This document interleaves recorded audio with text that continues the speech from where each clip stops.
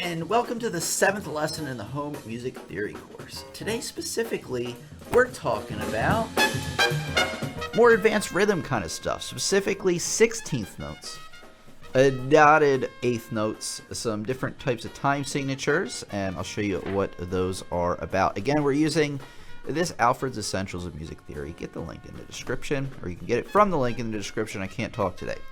Okay, so if you remember in previous lessons, we've talked about quarter notes. They get 1, 2, 3, 4, 1, 2, 3, 4. Pretty easy. And then you have half notes, 1, 2, 1, 2, worth 2 beats a piece. And then you have your whole notes, 1, 2, 3, 4. Well, now, and then we had our eighth notes, sorry, 1 and 2 and 3 and 4 and. Now, we're going to be breaking up our beats now into 4 different parts, and that is what a 16th note is. Remember, with eighth notes we were breaking it up into 2 parts, 1 and. Well, now we have to account for 4 parts in a single beat, and we use this the number, so 1 on beat 1, and then E and 1 E and. Now you have to be careful to count the 16th note in the same time you count your quarter notes. So if you're counting your quarter notes, 1, 2, 3, 4, the 16th notes need to be 4 times as fast. So what I'm going to do is I'm going to count up 4 quarter notes, then I'm going to do 8 eighth notes, and then 16 16th notes to show you what it's like. So here we go. 1, 2, 3, 4, 1 and 2 and 3 and 4 and 1 E and a 2 E and a 3 E and a 4 E and a. See how much faster that can be when you split them into 4 parts. Again, we call that subdividing and do different parts. So it's the number E and a, and then obviously on beat 2, and it says E and a like right there. Now, one thing I want you to do while you're counting is always be counting 1 E and a, 2 E and a, 3 E and a, 4 E and a, even if you have quarter notes and then 16th notes and then eighth notes back to quarter notes like they show here. So you have 1 E and a, and then this is 2 E and a, then 3 E and a, and then you're holding it for 4 E and a. And what this helps you do is this helps you make sure that you're coming into this second beat here evenly, 1 E and a, 2 E and a, 3 E and a, 4 E and a, and you're actually coming out of the 16th notes evenly. Because sometimes if you do this, 1 E and a 2, 3 E and a 4, it can be a little bit difficult, like, you know, how long am I holding it for? Am I holding it for too much? Not enough? And that's how it will be. So I'm going to play this on the piano just so you get the idea of it. 1 E and a, 2 E and a, 3 E and a, 4 E and a. Just like that. Now you may be like, I can play that in time. Tim is just too awesome for me. So you're going to, laughing at my own jokes, perfect. If you can't play it fast enough, what you do is you have to slow down your quarter notes, right? So maybe you want to do 1 E and a, 2 E and a, 3 E and a, 4 E and a.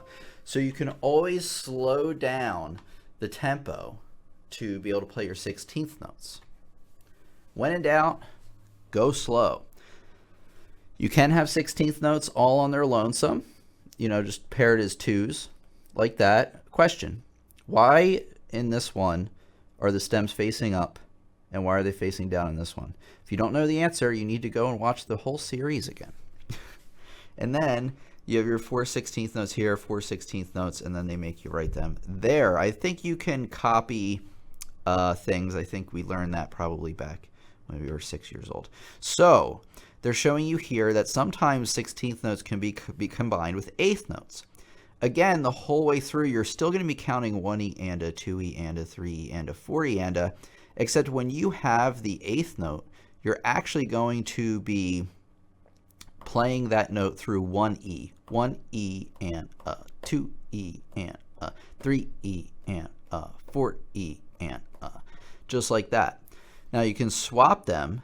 This time we're still counting our 1 E and a, 2 E and a's, except this time you have 1 E note on each of those, and then this eighth note is going to hit over and also so it's going to go 1 E and 2 E and 3 E and 4 E and it makes sense because the first 2 are shorter, so ba ba ba ba, and then that one's longer. Whereas this one, it was longer, long, short, short, long, short, short. I always would be thinking not only in terms of the subdivision, but how long or how short notes are in comparison to one another. That little detail can actually help you understand it a little bit better if you're having trouble. Now, you have to draw the flags to these. I'm not going to tell you how to do it. If you don't know how to draw the beams, you need to watch the whole series again. I think you can probably handle this. This is how many of these can fit in this. By the way, this is a single 16th note on its lonesome, and the answer is 4. And then this one, how many 16th notes in an 8th note? 2. And then I'll let you do the rest. You can do your math homework. All right, 16th notes, 16th rests. We did 16th notes already. This one's really hard, guys. We're going to play these 16th rests. Ready? 1E and 2E and 3E and 4E and we didn't play anything or tap the book. We didn't do anything. Well, that's because they're rests. So just like 16th note, you play as 1E and this time you count out 1E and you don't play. We know how rests work by now.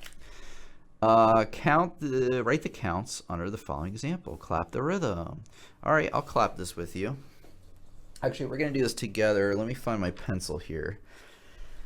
So 1 and 2E and 3 and 4 and. Now, one thing I didn't like about this is they didn't write the E and, as it could just be, a spacing type of thing. They should have given us more space. But here on beat 2, or measure 2 rather, the beginning of the measure, especially if it's not a pickup measure, is always going to be beat 1. So let's just kind of fill those in right now. Make it easy for us.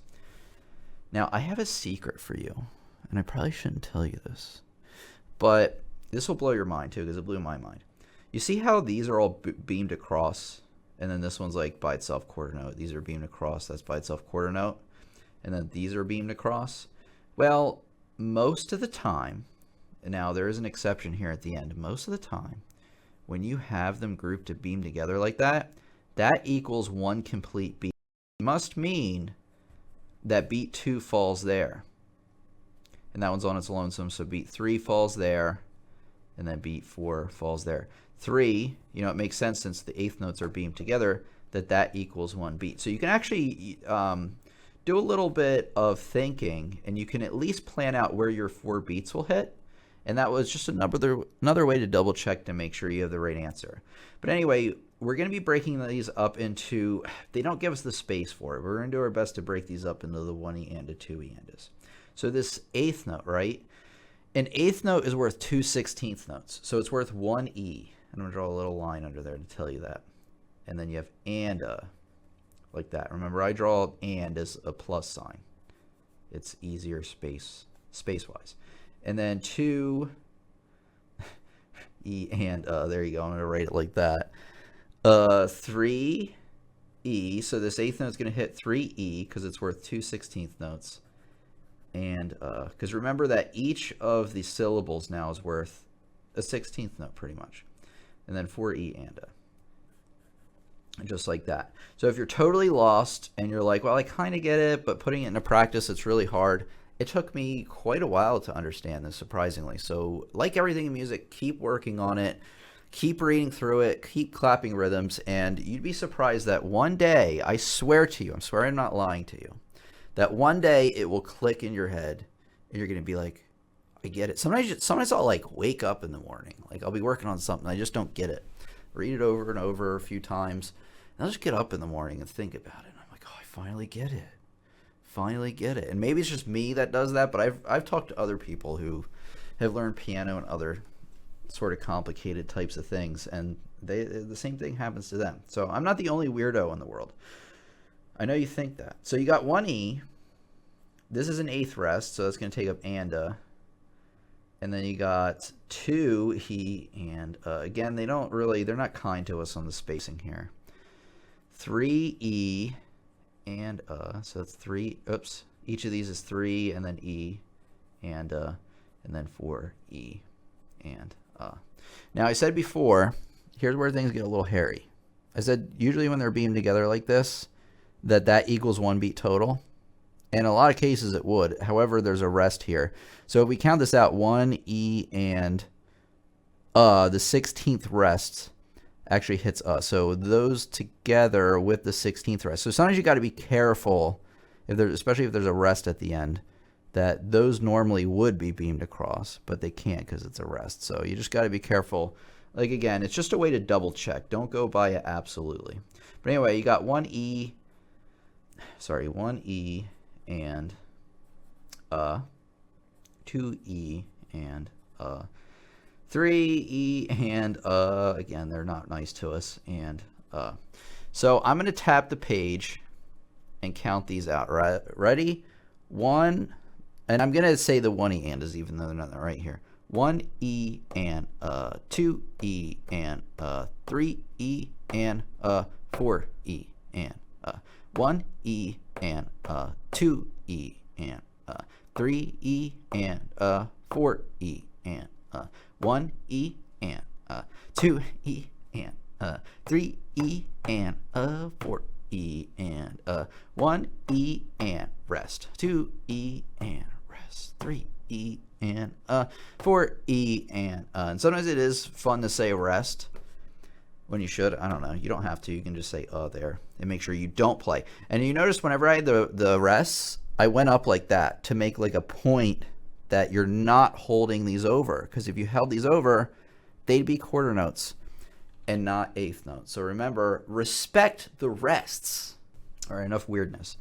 Change these eighth notes to the 16th notes and then add 16th rests in between them. Okay, weird request, but okay. Boom. We made that into a 16th note. At least I think that's what they're telling us to do. And then they want us to add, by the way, a 16th rest looks like an 8th rest, except it adds on another flag to it. We call these flags, by the way. This is pretty easy. You're just adding flags to stuff, and then you're writing in the 16ths in between. All right, I'm going to let you do this on your own because it's pretty much more of that. All right. The one that gets a lot of people, dotted eighth notes. Now, we talked about dotted quarter notes before. And quiz time, what does the dot do to a note? Do, do, do, do, do, do, do. It adds half of its note value back to itself. So remember that we had quarter note. And wait, we had half note. So worth 1 beat. Worth 2 beats. Oh, we draw a dot on the half note. Well, it's 2 plus half of 2, which is 1, and that's why that equals 3. The dotted quarter note, remember, equaled 1. It was 1.5. Why is that? Well, it's 1 plus half of 1, which is a half. So a dotted quarter note, eighth note, I meant to say, gets how many? This gets kind of weird. So hopefully you're good at math, or at least decent at it. So you have an eighth note. Eighth note was worth half of a beat before, right? Now, what's half of 1/2? A quarter, right? So a quarter. Well, how do you add those together? Well, you have to have what? The common denominators, I believe that was called. So remember, 1/2 is really 2 out of 4. So you have 2 out of 4 plus 1 out of 4 equals 3 out of 4. Now, how in the world are we going to count that in our music? We actually already know. Remember that when I was talking about the subdivisions here, 1 E and that each of these is worth a 16th note as represented here. So if we have 3 quarters of a beat, if these are all worth a quarter of a beat each, you just count 3 of them, 1 E and that's equal to your dotted eighth note. Now it gets a little bit complicated there. Oh, they actually had the answer written here the whole time. Well, hopefully you weren't looking at there. That's why it is. Okay. Now why do you think this is? The dotted eighth note is usually followed by a 16th note. Well, I'll explain why. Remember, this takes up 1 E and then we need an right? So that's why you have that 16th note there. Okay, so here, they're just showing you like what this looks like pretty much. So this is equal to this and equal to this. These are all the same rhythm. Now, why the difference is? Well, they're just showing you that it's really an eighth note tied to a 16th note. But that's like, I feel like that's a really complicated way of thinking about it. So they're just showing you basically the way I showed you just now. And what's the deal with this? Well, this is what happens when you have a dotted 8th note followed by a 16th note. They actually beam them together. And gee, doesn't that sound familiar? What did I tell you just a few minutes ago about the beams? Usually, most times, you got to be on the lookout. When they beam notes together, that means they equal one beat. Oh my goodness. And let's check to make sure this works, guys. Oh, look, these are beamed together, and oh, it equals one eanda. Oh, I'm right again, like always. I'm just kidding. All right, I am wrong sometimes. I might even be wrong right now. No, actually, I'm kidding. I'm right now. All right, so anyway, you got 2 eanda. Again, I don't like how they didn't write this out. But, you know, that quarter note's going to take up 2 eanda. So I'm just going to tap this rhythm. So 1 E and 2 E and And I like to do something called the attack point strategy. I've talked about this before. And that's basically you're mapping out in your mind, or on paper actually with arrows, which is how I do it, where the point of attack is, right? Because a lot of people can hit the note on the right spot, but then the question always remains is like, all right, where does that fall under? Well, we've written out their beats, so we know it falls under So the attack points tell me that I'm playing a new note on 1, on of 1, and then 2, and then holding that over. This tells you where you're going to be hitting the new note. It isn't telling you how long you're going to be holding it, however, but that's okay, because getting the attack points down will help you visualize where we're going. This is the same rhythm again, so why bother? All right, so let's take a look here. We got exercises. Write the counts under the following example. Clap them rhythms. I was going to say something different, but I don't want to get demonetized. All right, so we have 4/4. We got a key signature. What key are we in? You're going to have to go back to 2 lessons ago. Hopefully you saw that. You need to watch the whole series, everybody, of the home music theory course. That's what it's called. Remember, it's the key of B flat, because you have the 2 flats. You go in from the last one, and boom, there's your answer. So we're in the key of B flat. We could also be in the key of something G minor, which actually I think we are in. But based on what we've learned already, we know that as B flat. We're not going to complicate it. Anyways, so you got your 4 beats. Let's do this. Knowing what we know about beats, about how things are beamed together, let's just write out our beats 1, 2, 3, 4, 1, 2, 3, 4, all the way across. So you got 1, right, the quarter note, 2, 3, and then the dotted quarter note's kind of tricky because you also have 4 right there. So you've now, you know, beat 1 hits here. By the way, let's just write all our beat 1s. Make it easy, right? We know beat 2's here. Why? Well, those are beamed together. Those are beamed together. We can double check too by writing our eandas. You have beat 3, and then again, it's kind of weird with the dotted quarter note. That's 3, 4, and then and will be here. Again, they don't give us enough space to write these eandas. It drives me crazy. But that's okay. I'm crazy enough. So you have 1, 2, 3. Oh, they beam these across, and they're 8th notes. And this is why we double check. Sometimes they'll beam 2 beats of 8th notes across like that. And the reason they do that is they're, most of the time, at least I think, is they're showing you that this is part of the single melody line, like that's a complete idea together. So again, you just got to double check, like use common sense, be like, all right, that's 3. We know how to count 8th notes. 3 and 4 and. Just like that. And then 1, 2. If you can't get that last measure, you need to really go back to the beginning and watch this course 5 more times. So, again, I couldn't write the eandas. I guess I could here. All right. I really don't like how they space this out, but enough of my grievances. All right, now I'm going to clap it basically along with it. I am going to be counting the eandas though. So here we go. 1 E and 2 E and 3 E and 4 E and 1 E and 2 E and 3 E and 4 E and 1 E and 2 E and 3 E and 4 E and 1 E and 2 E and 3 E and 4 E. I'm out of breath. Whew. All right, so that's how you do it.